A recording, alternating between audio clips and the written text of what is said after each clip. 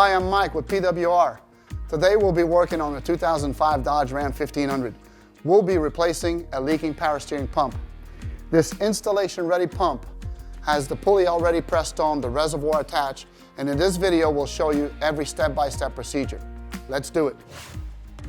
In this installation, we will start by draining the radiator fluid because we are going to be removing the upper radiator hose, so we can better show you how to replace the power steering pump. Keep in mind, the hose does not need to be removed. Before beginning, locate the belt diagram or take a picture of the belt routing to use as a reference when you reinstall the belt. This is a good time to look over the condition of the belt for cracks and make sure it is in good condition. Replace if needed. Using a 3/8 breaker bar, compress the belt tensioner and remove the belt. Now that the belt is removed, we need to remove as much fluid as we can from the reservoir. This will help reduce the amount of spillage when the hoses are disconnected. Next, we are going to remove the return line from the bottom of the reservoir that goes to the cooler. This can get a bit messy. Now we are going to remove the pressure line from the pump. You will need a 16mm open-end wrench. Once this is removed, we need to remove the 3 12mm bolts that attach the pump to the engine. These bolts might be difficult to locate. If you look at the new pump and rotate the pulley, you can see the location of the 3 bolts that need to be removed. And by the way, this PWR pump is installation ready and comes complete with the reservoir and the pulley already attached.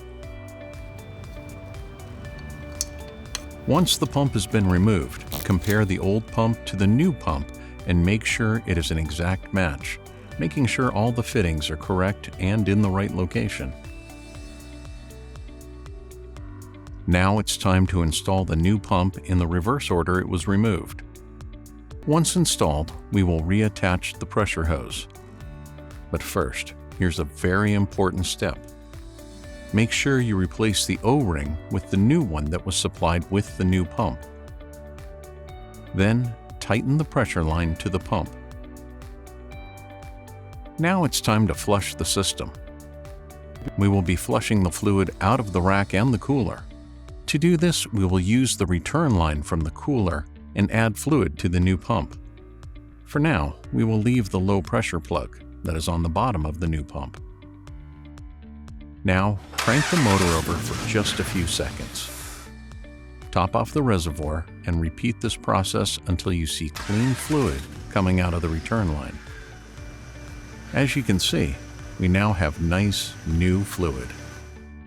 Next, we will connect the return line back to the pump by removing the plug that was in place at the bottom of the reservoir, then refill the reservoir with the proper amount of OEM recommended fluid type.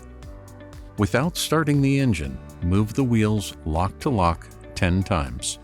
This will help remove the air from the system before starting the vehicle. Why do we do this? Because removing the air before starting will ensure that we do not damage the internal parts of the new pump on initial startup.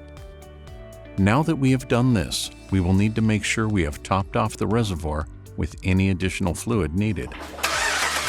Now, start the vehicle.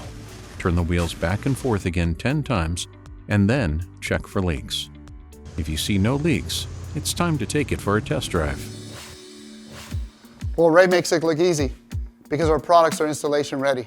Here's a quick recap. Check belts for cracks or oil contamination. Check hoses for leaks or wear and consider replacing them if they are 5 years old or older.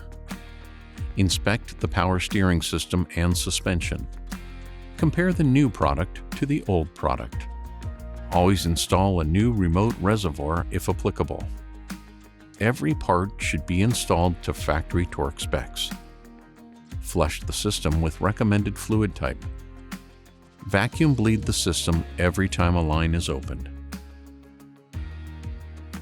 Be sure to watch our other video on flushing and vacuum bleeding a power steering system. Remember, our products are 100% new, 100% tested, engineered in Memphis, Tennessee. See you on the next video.